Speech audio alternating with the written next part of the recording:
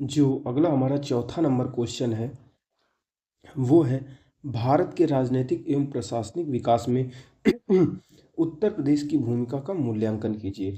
यानी राजनीति के क्षेत्र में उत्तर प्रदेश का क्या योगदान रहा है प्राचीन काल से वर्तमान काल तक।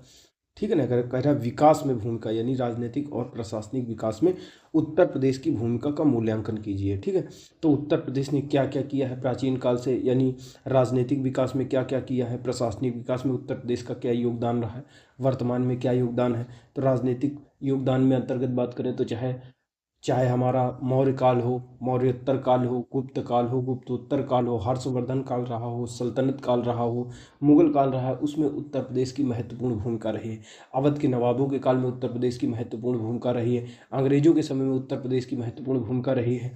ठीक है ना, तो इस तरह से उत्तर प्रदेश की महत्वपूर्ण भूमिका रही है। वर्तमान में भी देखने को मिलता है, चाहे उत्तर प्रदेश की चाहे ज़्यादातर प्रधानमंत्री भी यहीं के रहे हैं, मुख्यमंत्री भी ज़्यादातर यहीं के बनते रहे हैं।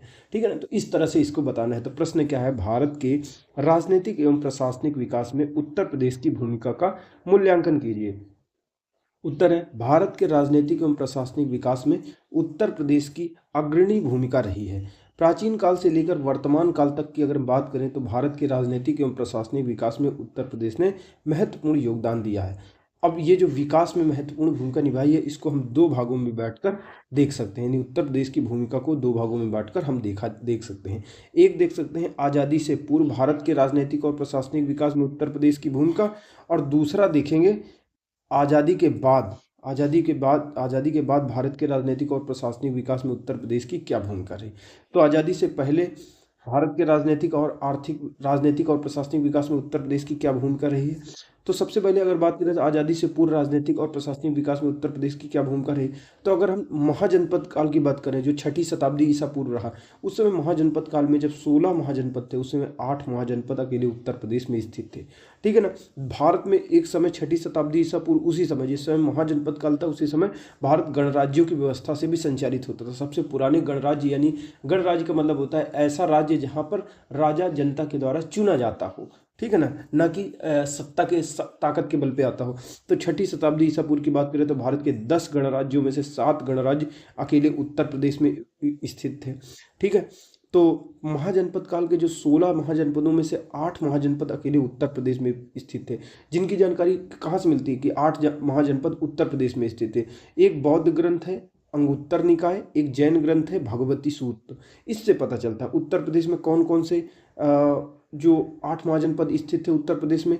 मल्ल, काशी, कोसल, वत्स, चेद, कुरु, पांचाल, सूरसेन। जो 6ठी शताब्दी ईसा पूर्व की बात करें तो 10 गणराज्यों में से 7 गणराज्य अकेले उत्तर प्रदेश में थे।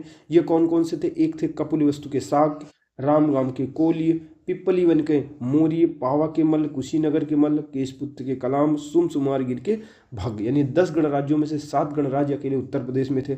चाहे मौर्य काल रहा होगा, मरणोत्तर काल, गुप्त काल, गुप्तोत्तर काल, इस सभी कालों में उत्तर प्रदेश जो है भारत के राजनीतिक और प्रशासनिक व्यवस्था में महत्वपूर्ण केंद्र था। ठीक है, जिसकी जानकारी हमें विभिन्न अभिलेखों और ग्रंथों से मिलती है। सल्तनत काल की बात करें, मुगल काल की बात करें तो इसमें भी भारत की राजनीतिक एवं प्रशासनिक व्यवस्था में उत्तर प्रदेश की महत्वपूर्ण भूमिका नहीं। चाहे सल्तनत काल की, मुगल काल की बात करें तो इस समय अनेक शासकों ने उत्तर प्रदेश के कई शहरों की स्थापना की, उन्हें अपना प्रशासनिक केंद्र बनाया। जैसे उदाहरण के लिए अगर बात करें फिरोज शाह तुगलक की, उसने जौनपुर नगर की स्थापना की, फिरोजाबाद की स्थापना की। सिकंदर लोदी ने आगरा शहर की स्थापना की। तो वहीं अकबर ने कई राज्य सरकार, जो मुगल शासक थे उन्होंने किसको, आगरा को अपनी राजधानी बनाया। अकबर ने आगरा के समीप फतेहपुर सीकरी की स्थापना की और वहाँ पे अनेक इमारतों का निर्माण किया, उसको अपने शासन की राजधानी बनाया। मुगल काल में अगर बात करें, उत्तर मुगल काल यानी मुगल काल के बाद या उत्तर मुगल काल में उत्तर प्रदेश को अवध के नवाब के नाम से जाना गया। यानी उत्तर प्रदेश को अवध के नवाब के नाम से जाना जाता था 1856 ईस्वी में, जिसे कुशासन का आरोप लगाकर ब्रिटिश साम्राज्य में मिला लिया गया था। ठीक है, यानी अवध के नवाब के नाम से भी जाना जाता था उत्तर प्रदेश को। 1857 की क्रांति का भी महत्वपूर्ण केंद्र रहा। जो उत्तर प्रदेश है हमारा, 1857 की जब क्रांति चल रही थी उस समय भी महत्वपूर्ण योगदान दिया। जैसे कि जो 1857 का विद्रोह था, ये चालू भी उत्तर प्रदेश से हुआ था। 10 मई 1857 को पहली घटना हुई थी मेरठ में, जहाँ से क्रांति का आगाज हुआ था और यहाँ से क्रांतिकारी दिल्ली की तरफ आगे बढ़े थे। यानी 1857 की क्रांति में भी उत्तर प्रदेश का महत्वपूर्ण योगदान रहा। 10 मई 1857 की जो क्रांति स्टार्ट हुई वो मेरठ से हुई थी। और इस क्रांति में इस विद्रोह का नेतृत्व कौन किया था? लखनऊ में बेगम हजरत महल कर रही थी, कानपुर में नाना साहब कर रहे थे, तात्या टोपे कर रहे थे कानपुर में, ठीक है। यानी दो लोग कर रहे थे कानपुर में, एक नाना साहब एक तात्या टोपे। झांसी में झांसी की रानी लक्ष्मीबाई कर रही थी, उनके साथ झलकारी बाई साथ दे रही थी। प्रयागराज में मौलवी लियाकत अली थे। फैज़ाबाद में मौलवी अहमदुल्ला थे। फैज़ाबाद में कौन था? मौलवी अहमदुल्ला था। बरेली में खान बहादुर खान थे। जगदीशपुर में बाबू वीर कुंवर सिंह थे। कालपी में तात्या टोपे थे, यानी तात्या टोपे वहाँ से होकर वहाँ कानपुर में आ गए थे। फतेहाबाद में अजीमुल्ला थे।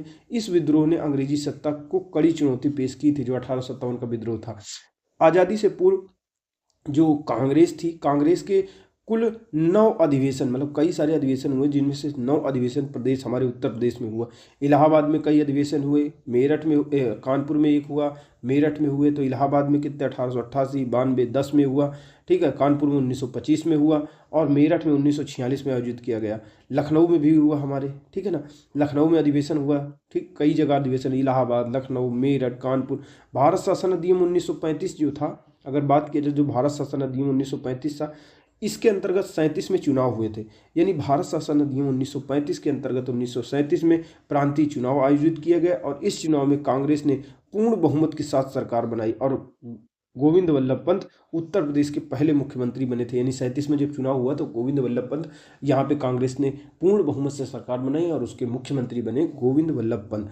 आज़ादी के बाद क्या योगदान रहा? आज़ादी के बाद अगर बात करें तो राजनीतिक और प्रशासनिक विकास में उत्तर प्रदेश की ये भूमिका रही कि कुल 15 प्रधानमंत्री हुए हैं वर्तमान से अब तक, जिनमें से 7 प्रधानमंत्रियों की जन्मस्थली कहाँ रही? उत्तर प्रदेश ही रही। चाहे वो नेहरू जी हों, चाहे शास्त्री जी रहे हों, चाहे चौधरी चरण सिंह जी, चाहे इंदिरा गांधी, राजीव गांधी, विश्वनाथ प्रताप सिंह हो, चंद्रशेखर हो, इन सारों की सभी जो जन्मस्थली रही वो उत्तर प्रदेश में रही। यानी 15 प्रधानमंत्रियों में 7 प्रधानमंत्री की जन्मस्थली उत्तर प्रदेश में रही। इसके अलावा जो हमारे अटल बिहारी वाजपेयी और वर्तमान में नरेंद्र मोदी जी की बात करें, इनका भी संबंध उत्तर प्रदेश से रहे। ये दोनों उत्तर प्रदेश से ही निर्वाचित हो रहे हैं। जैसे मोदी जी आज कहाँ से निर्वाचित हो रहे हैं? बनारस से।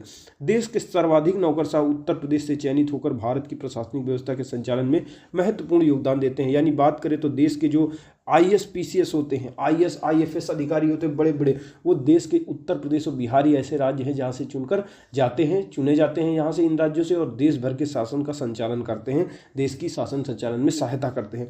कानून निर्माण में भी उत्तर प्रदेश का महत्वपूर्ण स्थान है। देश के कानून जब बनता है तो उसमें भी उत्तर प्रदेश का महत्वपूर्ण योगदान है, क्योंकि कानून निर्माण नेता करते हैं और सांसद 80 सांसद, यानी उत्तर प्रदेश 80 लोकसभा सांसद और 31 राज्यसभा सांसद चुनकर संसद में भेजता है, जो कि कानून निर्माण में महत्वपूर्ण भूमिका निभाते हैं। सर्वाधिक प्रशासनिक अधिकारी उत्तर प्रदेश देता है और उत्तर प्रदेश में सर्वाधिक प्रशासनिक अधिकारी कार्यरत भी हैं, काम भी कर रहे हैं। उत्तर प्रदेश में क्या है?